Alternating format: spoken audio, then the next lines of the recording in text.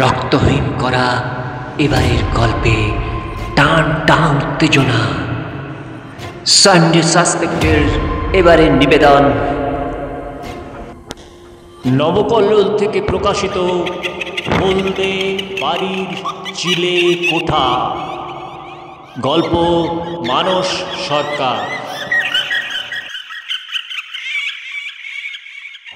না না না না না না না না, তুমি চলে যাও, তুমি চলে যাও, তুমি চলে যাও এখান থেকে। হয় তোমার, তুমি চলে যাও, তুমি চলে যাও।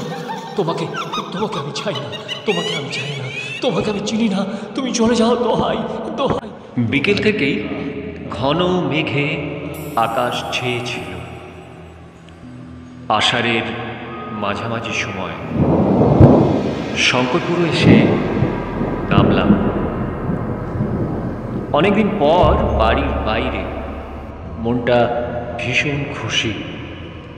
শঙ্করপুর জায়গাটা খারাপ না। দীঘার থেকে 11 মাইল দূর, রামনগর বাসস্ট্যান্ডের কাছাকাছি হবে। শঙ্করপুরের সমুদ্র সৈকত শুনেছি অসাধারণ, তাই তো আসা। দীঘার মতো এখানে অতটা ভিড় নেই, আছে একটা আলাদা আকর্ষণ। তাহলে ব্যাপারটা একটু খুলেই বলা যাক। নতুন দেশ পত্রিকার তরফ থেকে আমাকে পুরস্কার দেবে সম্পাদক রজত ঘোষ মহাশয় নিজে হাতেই। একেই নিজের ঝামেলা, অন্যান্য কাজের ঝামেলা, লেখার ঝামেলা, তাইতে চিরকাল সব অনুষ্ঠান উৎসব থেকে একটু দূরেই থেকেছি। ভাবলাম এবার একবার ঘুরেই আসা যাক। গেলে অনেকের সাথে দেখা হবে, তাই রাজি হয়ে হ্যাঁ করে দিয়েছি। কিন্তু এখানে আসার যে গোপন আকর্ষণ, সেটা আমি ছাড়া আর কেউ জানে না। এখানে আমার মন বারবার টানে, তবু আসতে পারিনি একবার। কেন পারি না সেসব কথা মনে হলে বুকের ভেতরটা হু হু করে জ্বলে ওঠে। কতদিনকার গোপন কথা। প্রায় 25 বছর হয়ে গেল। কি একটা অমোঘ আকর্ষণ আমাকে যেন শঙ্করপুরে আসার জন্য বারবার তাগাদা দিচ্ছিল। বেশ রাতই হয়ে গেল। যে প্রাইমারি স্কুলে সবাই আছে তার পাশের দোতলা বাড়িটার একটা ঘরে আমার থাকার জায়গা। আসতে না আসতেই অনেকেই যাতায়াত শুরু করলো একটু পরিচয় করবার জন্য। আমি কাউকে না করতে পারি না সচরাচর। কে কেমন যেন লাগে নিজেকে। একটা দিন তো কি দরকার, ঠিক আছে, যে করে হোক একটু ম্যানেজ করে নিতে হবে। ওদের সাথে যদি হেসে কথা বললে একটু খুশি হয়, হোক না কেন, এইটুকু খুশি তো আমি দিতেই পারি। আমি অনেকেই চিনতে পারলাম না। 2-1 পরিচিত মুখ অবশ্য দেখলাম। ভক্ত পাঠকের দল সারাক্ষণ শুধু এই প্রশ্ন ওই প্রশ্ন করে। ওই চরিত্রটাকে কিভাবে আপনি লিখলেন, আপনার চেনা নাকি? অনেকেই এরকম প্রশ্ন করে। অনেকেই দেখলাম আমাকে চেনে। বুক উজাড় করে কত কথা বলে গেল। রাত 10টার সময় রাতের খাবার খেয়ে শুয়ে পড়লাম। নতুন জায়গা, ঘুম কি আর আসে? চাইলেও আসছে না, আসছে অন্য কিছু। কোনো এক অতীতের পানে মনটা যেন ছুটে যেতে চাইছে। এ বড় কঠিন দ্বন্দ্ব। 25 বছর হয়ে গেল, এখনো ওকে ভুলতে পারিনি। ওর বিয়ের 2 দিন আগেই আমি জানতে পেরেছিলাম। তখন আর কিছু করার নেই। সেই বেলেঘাটার মামা বাড়িতে আর থাকলাম না। ফিরে এলাম এই দমদমের নিজেদের বাড়িতে। বেলেঘাটায় আর কোনোদিনও যাইনি, থাকা তো দূরের কথা। এই শঙ্করপুরে ওর শ্বশুর বাড়ি জানি, তাই মনের মধ্যে একটা সুপ্ত টান আমাকে বারবার টানছিল, যদি একবার দেখা হয়। পুরনো দিনের কথা মনে হলেই বুকের ভেতরটা হু হু করে। এই বয়সেও চোখ ঝাপসা করে জল নেমে আসে। সেই মুখ চিরকালের জন্য হৃদয়ে গাঁথা। ভাবলাম কাল সকাল সকাল জায়গাটা একবার চারদিকে ঘুরে দেব, যদি একবার। ছোট্ট একটা নাম, রিনি, মাত্র দুটি শব্দ, সারা জীবন কি তীব্র আকর্ষণ ওই নামটার প্রতি। ফর্সা মুখটা টুকটুকে লাল, দেখিনি গতকাল, কে জানে কেমন হয়েছে এখন। বেশ বুঝতে পারছি আজ রাতে আর ঘুম আসবে না। রিনি একদম চেপে বসেছে মাথায়। কাল পুরস্কার পাবো এমন দিনে ও যদি থাকতো, তবে আমার চেয়েও ও বোধহয় বেশি খুশি হতো। ওর ঠিকানা তো জানি না, তবু ওকে জানাতে খুব ইচ্ছা করে। অনেক দিনের পরিচয় ছাড়া আলাদা পরিচয়ও তো আছে, যেটা অনেক গোপন। সেই সম্পর্কের ফাঁক উপর আজ শুধু যন্ত্রণা দেয়।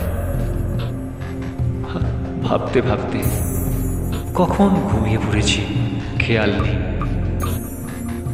একই বৃষ্টির রাত, থেকে থেকে বৃষ্টির গর্জন জোর থেকে জোরালো হচ্ছে, মেঘের গর্জনও ভেসে আসছে। রাত কতটা গভীর ঠিক অনুভব করতে পারছি না। হঠাৎ দরজায় খটখট শব্দ, ঘুম ভেঙে গেল। এত রাতে কে হতে পারে? ভাবলাম উদ্যোক্তাদের কেউ হবে, কিংবা কোনো সাহিত্যপ্রেমী। তাই ঠিক তেমনভাবে সাড়া দেওয়ার তাগিদ অনুভব করলাম না, কিন্তু আবার কড়া নাড়ার শব্দ। অগত্যা বিরক্ত হয়ে দরজা খুললাম।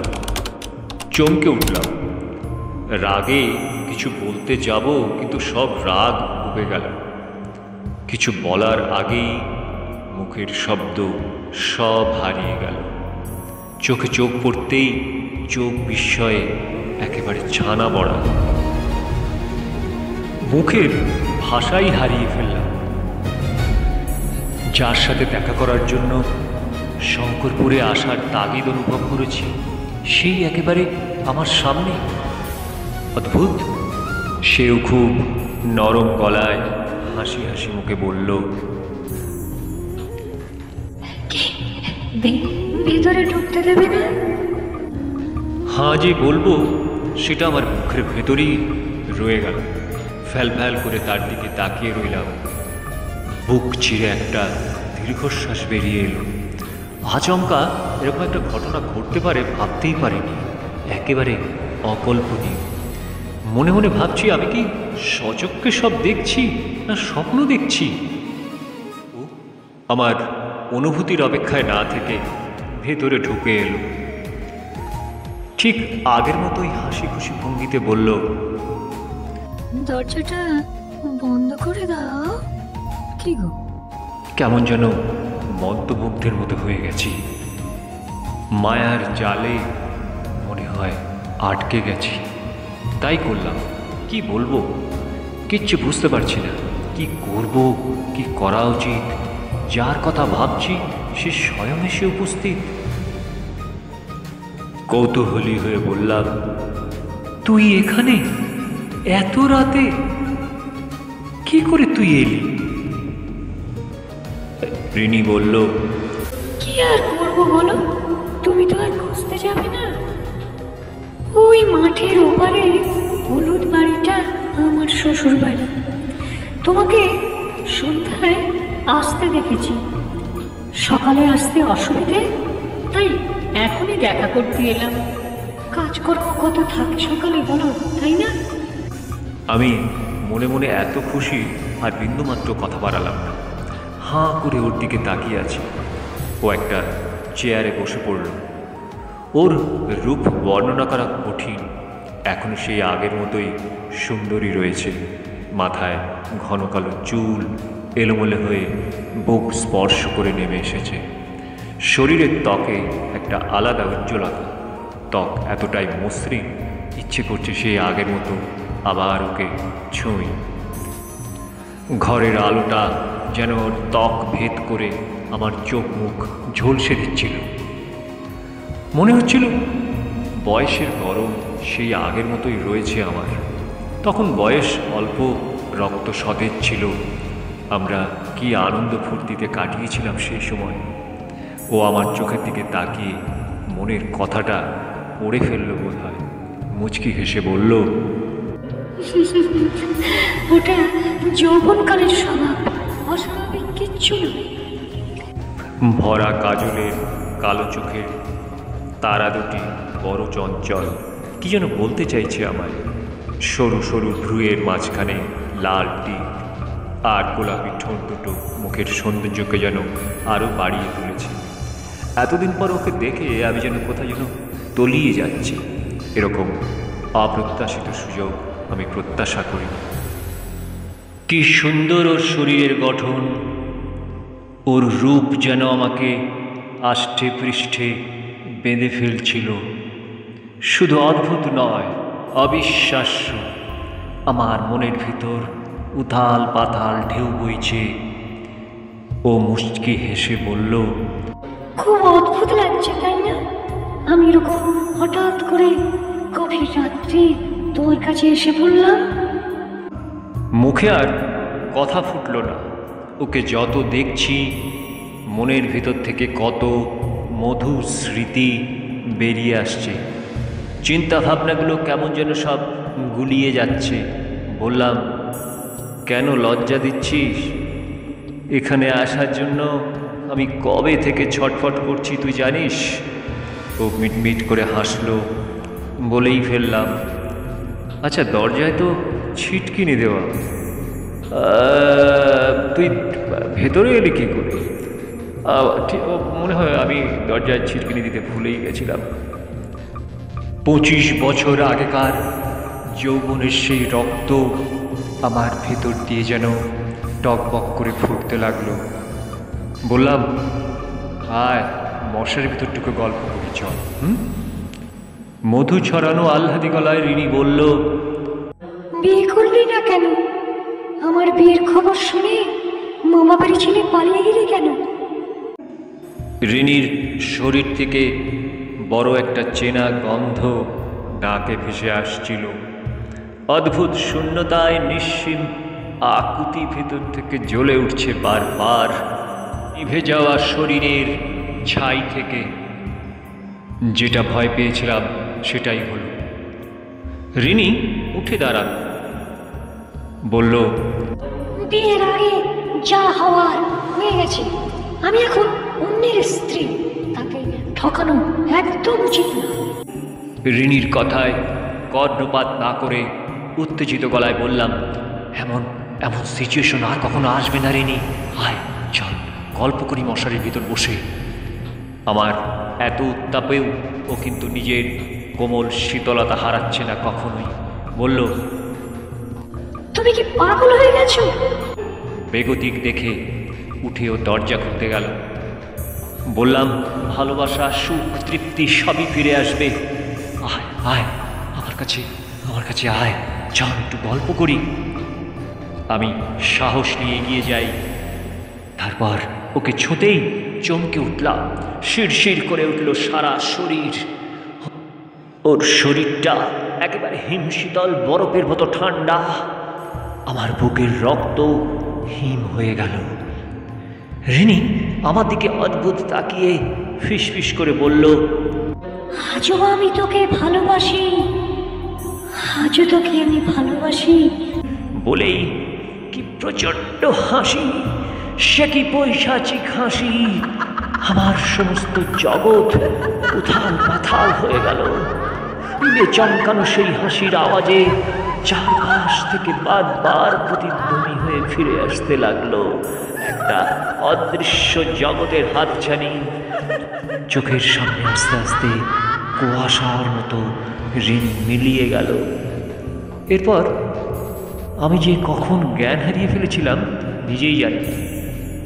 যখন জ্ঞান ফিরল দেখি আমি বিছানায় শুয়ে আছি, আমাকে ঘিরে কত মানুষ। অনুষ্ঠানের শেষে সেদিন আমার শরীর ভালো নয় দেখে উদ্যোক্তাদের মধ্যে একজন আমাকে বাড়ি পৌঁছে দিতে এলো। গল্প করতে করতে তার মুখে শুনলাম আমি যে বাড়িতে ছিলাম আমি ছাড়া সেই বাড়িতে কখনো কেউ কোনোদিন এমন সমস্যার মধ্যে পড়েনি, এমন ভয়ও পায়নি। কিন্তু ওপাড়ায় যত অশান্তি ওই মাঠের পাশের হলুদ বাড়িটাকে নিয়ে। আমি চমকে উঠলাম। লোকটি বলল, আজ থেকে 25 বছর আগে ও বাড়ির নতুন বউ স্বামীর সঙ্গে ঝগড়া করে গলায় দড়ি দিয়েছিল চিলেকোঠায়।